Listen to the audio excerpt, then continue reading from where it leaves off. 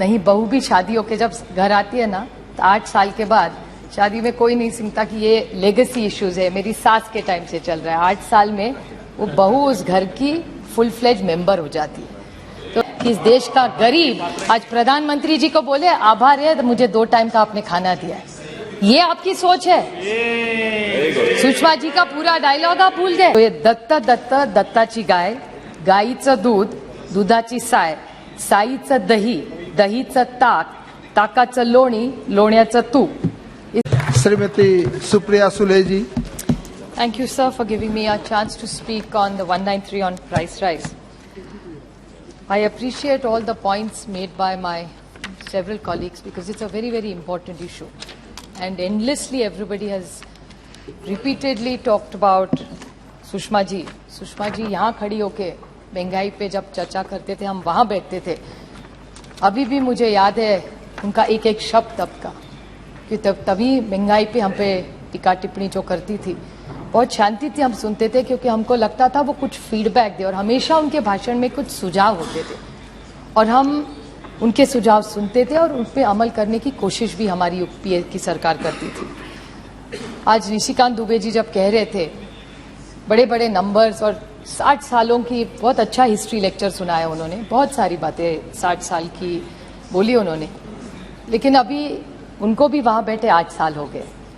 मैंने पिछली बार एक बार बोला था, फिर दोहराना नहीं चाहती थी, लेकिन उनका 60 साल का हिस्ट्री का लेक्चर इतना लंबा चला तो मुझे सिर्फ उनको याद दिलाना एक बार कि 8 साल बहुत होते नहीं. बहू भी शादी होके जब घर आती है ना तो 8 साल के बाद शादी में कोई नहीं समझता कि ये लेगेसी इश्यूज है, मेरी सास के टाइम से चल रहा है. 8 साल में वो बहू उस घर की फुल फ्लेज मेंबर हो जाती है. तो यही महंगाई का प्रॉब्लम है. मुझे उनके शब्द सुषमा जी के याद है जो आज इनके भाषण पे पूरे लागू होते. फैसदी की भाषा आम आदमी नहीं समझता, आम आदमी केवल वो भाषा समझता है उसके जेब से क्या निकल रहा है और उसके बदले में उसको क्या मिल रहा है. मेरी दोस्त और सहकारी कनिमोजी जी ने एक बच्चे के बारे में बोला, वो बात सही है. कीर्ति दुबे 6 साल की, आज सारे पेपरों में उसने जो खत लिखा है बहुत अच्छे अक्षर में उसने लिखा है.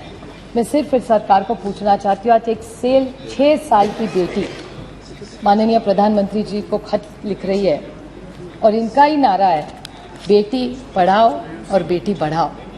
अगर इस भारत की बेटी लेके जा रही है एक खत एक पेंसिल के लिए, और किसके लिए, कि जो पढ़ाई हम देश में सर्व शिक्षा अभियान सा प्रोग्राम जो अटल जी ने लाया था, बहुत अच्छा प्रोग्राम था जो हमने भी आके लिया जब हमारी सरकार थी तब, लेकिन किस किस पे इन्होंने जीएसटी लगाया मैं आपको एक बार पढ़ के बता दूं. अभी ये जीएसटी के मामले में अभी हमारे यहाँ महाराष्ट्र में एक कविता लिखते हैं, वो पढ़ के फिर मैं आपके जीएसटी के दूं. हम जब बच्चे थे सर, हमको ये सिखाया गया था दत्ता, जैसे दत्त भगवान आप जानते होंगे, दत्ताची गाय मतलब दत्तक की गाय, गाईचं दूध, गाय का दूध, दुधाची साय, दूध पे जो साय आती है ना वो, साईचं दही मीन्स वो साय का दही बनता है, दहीचं ताक तो वो दही का ताक बनता है, ताकाचं लोणी बटर और लोण्याचं तूप मतलब घी. तो ये दत्ताची गाय, गाईचं दूध, दुधाची साय, साईचं दही, दहीचं ताक, ताकाचं लोणी, लोण्याचं तूप. ये सब कविता सुन सुन के हम बड़े हुए. इस पे दत्त गुरु भगवान और गाय दोनों छोड़ पे सब पे आपने जीएसटी लगा दिया है. सही है? तो भगवान पे अभी तक नहीं लगाया है. सो आप सोचिए paneer, curd, lassi, jaggery, sugar, natural, puffed rice, मुरमुरा हमारे सारे कलकत्ते के दोस्त कब से बोल रहे हैं उसके बारे में, मुरी के बारे में, rice, wheat, tender coconut, rice flour, और निशिकांत जी गेहूं के बारे में बहुत अच्छा बोल रहे थे. मुझे अच्छा लगा उनका सुन के. वो कह रहे थे कि इस देश के हर गरीब को हम खाना दे रहे हैं. अच्छी बात है. कोई जब देश का प्रधानमंत्री जो शोषित है, पीड़ित है, वंचित है, उसको जब खाना देता है तो उसकी दुआई लेके जाता है और फिर हिसाब नहीं मांगता. माँ बाप सरकार होती है, जब माँ रोज बच्चे को खाना खिलाती है ना तो उसके आभार नहीं मांगती, वो उसका हक है. माँ प्यार से खाना खिलाती है और बच्चा प्यार से वो आशीर्वाद समझ के खाना खाता है, इसको अन्नपूर्णा इस देश में कहते हैं। तो निशिकांत जी कह रहे थे कि आप आभार नहीं मानेंगे क्या इस देश का? ये हाल हुआ है कि इस देश का गरीब आज प्रधानमंत्री जी को बोले आभार है तो मुझे 2 टाइम का आपने खाना दिया है। ये आपकी सोच है? सुषमा जी का पूरा डायलॉग आप भूल गए। तो जीएसटी के बारे में और एक बार इनका जवाब जब आएगा तो कहेंगे जीएसटी काउंसिल ने किया, हर मंत्री स्टेट्स ने किया है। ऑन रिकॉर्ड में कहना चाहता हूं और खट टेबल भी कर सकती हूँ सर कि महाराष्ट्र सरकार, तब हमारी सरकार इन्होंने तोड़ी नहीं थी, अच्छे से चल रही थी। तो जब चल रही थी तो महाराष्ट्र की तब की महाविकास आघाड़ी सरकार ने इन्हें ऑन रिकॉर्ड खत लिखा था कि ये सब मत करिए। तो जीएसटी काउंसिल का हमें मत बताइए कि महाराष्ट्र सरकार ने भी सपोर्ट किया था सभा, और ये कभी वोटिंग लेते हैं क्या?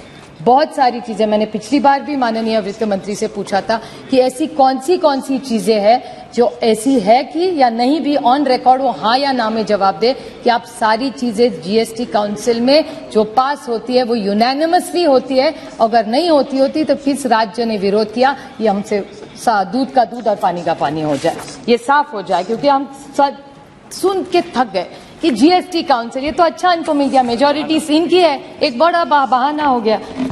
डिमोनेटाइजेशन के बारे में बहुत सारे लोगों ने कहा, मैं सिर्फ इनको याद दिलाना चाहती हूँ। निशिकांत जी ने कहा कि 60 साल में ये पॉलिसी गलत हुई। ठीक है, बहुत सारी हमारे से गलतियां हुई, यही तो इसीलिए यहाँ है, नहीं तो वहां बैठे रहते। शायद हुई भी होगी गलती हमारे से, जो काम करता है सर वो गलती करता ही है, कोई बात नहीं, और गलती तो हो गई। लेकिन आप सोचिए, डिमोनेटाइजेशन की बात हो रही थी, किसी ने पहले, मैं बोलने नहीं वाली थी लेकिन मैं सिर्फ टिप्पणी कर रही हूँ छोटी सी इस पे, बांग्लादेश के बारे में, श्रीलंका के बारे में किसी ने बोला। The Bangladesh today is an export, remittance and agriculture driven economy and we were doing well together. क्या हुआ? Demonetization हो गया, उसके बाद क्या हुआ? India grew at 3.7 and Bangladesh grew at 8.2 and the only reason was demonetization। और क्या पाया?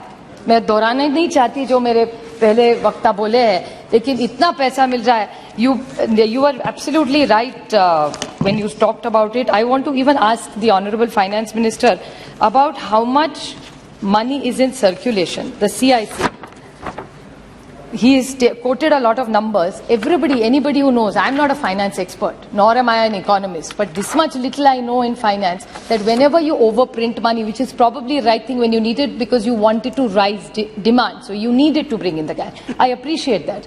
But everybody knows whenever you print extra notes, it leads to inflation. It's a very common economic knowledge. You don't need to be very smart for that.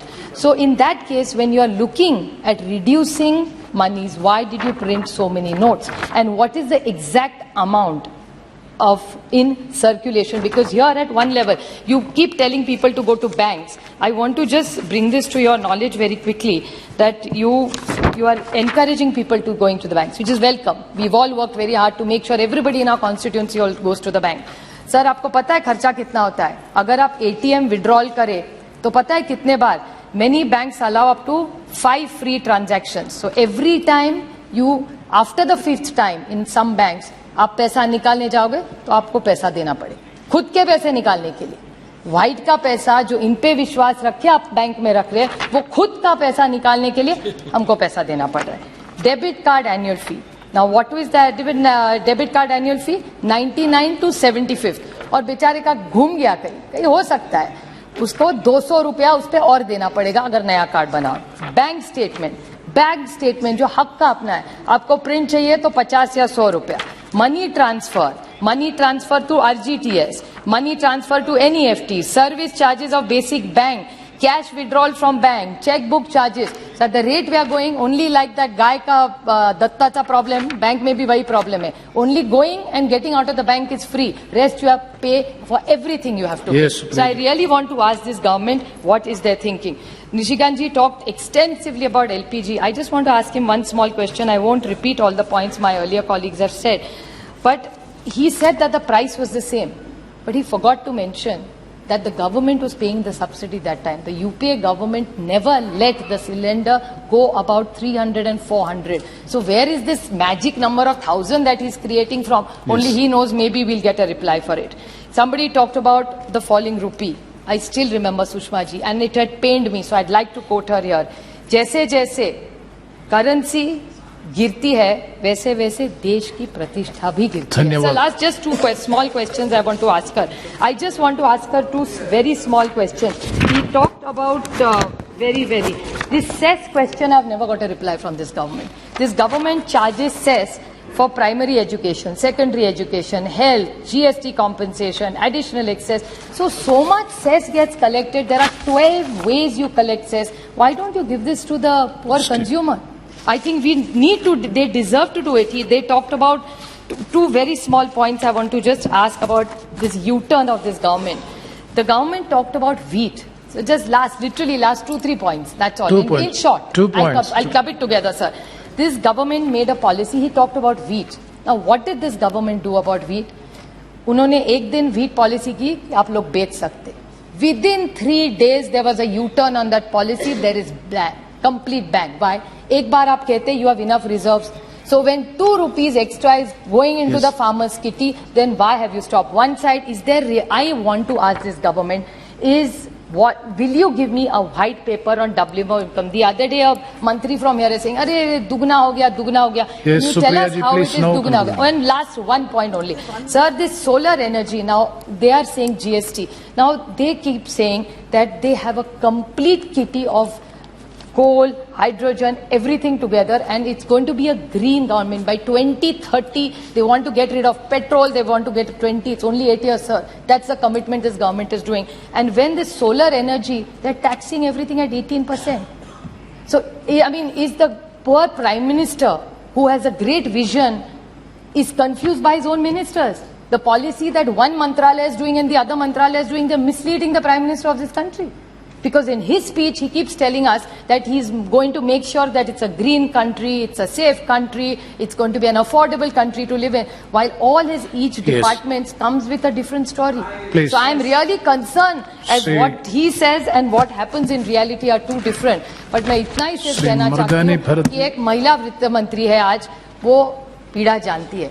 इन्होंने सिर्फ प्याज का बोला, क्योंकि प्याज इज द मोस्ट, इन्होंने ऐसा ही बहुत चतुर है, इसलिए सिर्फ प्याज के दाम के बारे में बोला, क्योंकि उसमें सबसे ज्यादा फ्लक्चुएशन है. Thank you. आप पेट आंकड़ों से नहीं भरता सर, पेट के लिए और गरीब आदमी को धान लगता है. मुझे सिर्फ विनती है वित्त मंत्री सी, आप एक महिला है, आप घर चलाती है. आपके एक बीजेपी के प्रेसिडेंट ने मुझे बोला था घर जाइए, मुझे बोला था, आपको नहीं, कि आप मिलेट टाइम्स को आपकी जरूरत है, हमारी आप माली मदद करें.